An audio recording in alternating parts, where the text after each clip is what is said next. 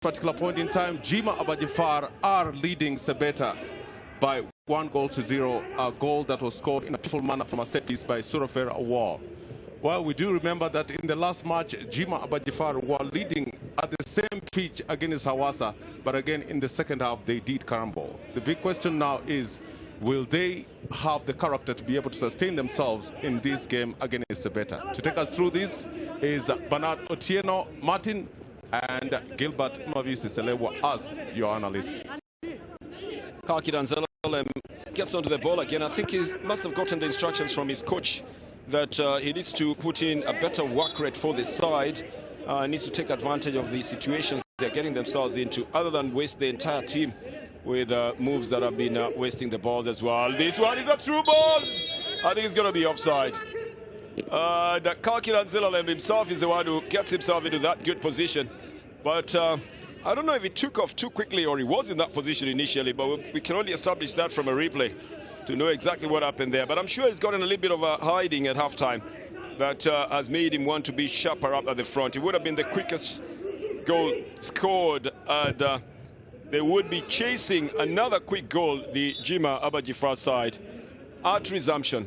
In fact, they scored in the 28th second of the first minute of resumption in the last game that they played. Here it is again, coming from the midfield. He's not offside. He's not. But there's another man on the other side who is offside. Yes. So Kalkidan did make a very good run, but it's possible that Antenes Fire on the left side was the man who was offside. Was complaining about it as well. Big question is, what have they discussed at halftime, Gilbert? We feel Kalkidan. He's probably been told to be a little bit sharper up at the front. What about everybody else? I think for Sebeta, they must realize that Jimma Abba Jifar is sitting right close to the penalty area, and therefore quick triangles around that box would be able to suffice. And then also the quick diagonal passes would definitely, with good timing, suffice for Sebeta Ketema in the second half. Abdullah Fistofik also needs to put in some good progressive work as well. Work that is designed to move them forward. Let me justify. No, rather, this is Yaada Hassan. Spoils what would have been a very good switch by the Ugandan Tambi Christone out on the left side. Christone apparently very well known to the Ethiopian Premier League as well. He's been here before 2 seasons and disappeared for 1.5 seasons and has made a return to the Ethiopian Premier League. So they do know it very well as a very hard-pushing midfielder. It's going to be another throw in here. And Bolcha Shura is the one who's taking it. What about Jimma? What could they have discussed at halftime? But I think Jimma do realize that Sebeta play the same style of play like Hawassa, and therefore they will expect Sebeta to come at them. The most important thing is to be solid, manage the game, and as soon as they get the ball, they need to go out with kick counters and probably get a second goal to at least get this one in the bag. This is out of the field of play then. It's going to be... this is offside, no doubt about it. This is another man on the other side, so it's not questionable anymore. But I think it's Yaada who just shielded that ball out of the field of play that time. There's a little bit of a discontent there where everybody did think that it is onside, but it wasn't called on Kalkidan Zelalem. There's so many red shirts in the midfield. They're all clustered together. They should know how to organize themselves, but they're making sure that when they're under attack, they minimize the avenues that Jimma can use to go for, that Sebeta can go forward with. Yadlin. And then a quick clearance brings it back. Just down by David Stefanos, who brings it to Osei Mawuli. Right on the right side to Kalkidan. He's placed himself properly this time around. He's got some space down. I thought he was going to be playing it to his left on the right side. There's very poor communication between the team in white.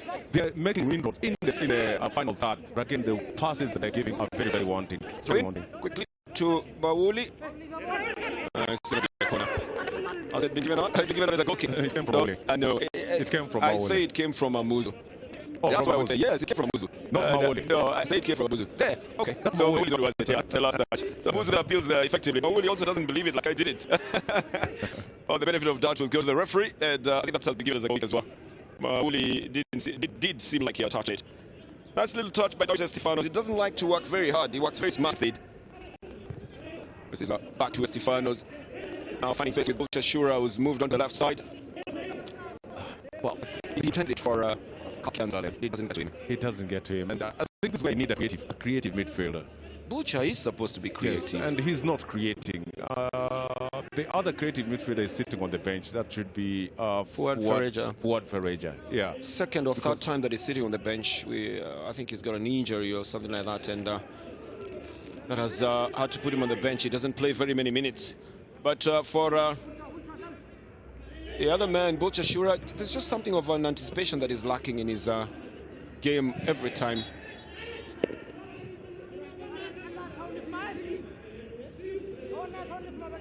This is going to be a throw-in. It's going to be given to... No, it's a free kick to be given to the Jimma Abba Jifar side.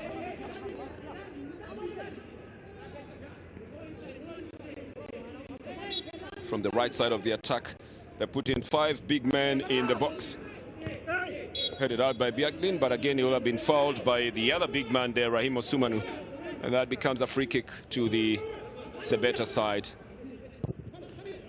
Didn't look like an aerial challenge can be anything in that box. There is a reason why Biaklin was preferred ahead of Mesei Palos, who normally plays in that position. Yeah, what's the reason? I think it's because of the big man. Because of Osumanu. No, Osumanu.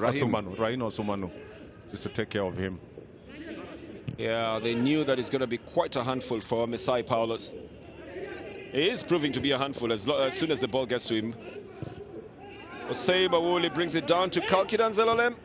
Better pass this time round by Kalkidan. At least he got a Lema Yehu here. And then what happened? Kalkidan forgot to come back. Yes, he's still in an outside position. I think the tactical awareness. He just forgot to come back. Yeah, he gives a pass and he stops right there. And the linesman is right there with him. So he comes from an offside position. Yeah, he did. He did. Yeah. I agree with you. He did. He did come from an offside position. Kalkidan is not in trouble. If you said earlier on, it's a baptism of fire for these two sides. No, it is a baptism of fire for Kalkidan, for everything.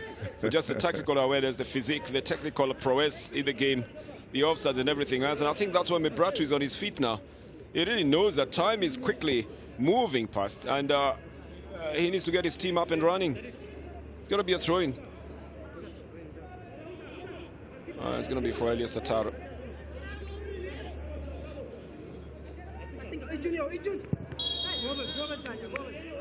Foul had already been given anyway, so it's not for the handball.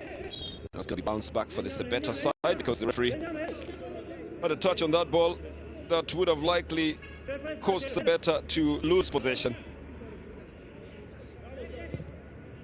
This is played to Biadlin, moves it into the middle.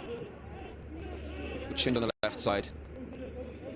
Sebeta building from their own half, you know, from the first to the second and to the final third. They're building very well. It's just the sharpness up the front that has still let them down. Abdullah Tawfiq to Bulcha Shura. And Shura lucky to get a free kick here. He was already being dispossessed in this one. Was fumbling to try and get possession. That's the first touch that actually made it a foul. Coming off the feet of Nigatu Selassie. Coming in very hard on Bulcha Shura. It's closing. I mean, Nigatu is closing in very quickly on Bulcha Shura, and that's why I say they should borrow some of these triangles from me. The ones that I normally draw around. No. Today they're not triangles. You've been drawing biscuits, red and blue biscuits. And, I don't know what's going to be the recipe of those ones. David Estefanos lifts it into the hands of Abu Bakar Nouri. This is going to be the Jimma side building again. What do you make of the right Gilbert? No, I mean, it's right straight to the goalkeeper. I mean, really, the intended purpose was not efficient enough. Well, the second time that the referee has got to bounce the ball for the Sebeta side, who are losing the advantage just because he's got a touch on it. Now, Subadu was to stay away from it. It's been given to Antetis Fire. You need to get out of the way sometimes, you know. A good take by the Jimma side. We're fighting hard. A little shot comes off Sumanu. Doesn't get to Temesgen Derese. Today suffering from the lack of correct passes going to him. But you see that Jimma is also doing well in their passing. I mean, 65% is not so bad of all the balls that they have utilized so far. Estefanos has got a man on the left side. Yeah, also a little bit late to get it to him and confuses him actually, because you don't know whether now to go in for the ball or to leave it out on this other side. It's very lucky that it's been touched again by Jorid Hansen. Well, I think Dawit had two minds. Because at that particular point when he received the ball, he knew that Yaada was already in advanced position. He should have played the ball quicker. Yeah, then he plays it again. Even Yaada himself, you know, didn't know whether to go in because he's going to get a ball going in there or to go on the other side. Movement on the woodwork. Needs to be fixed properly, otherwise the ball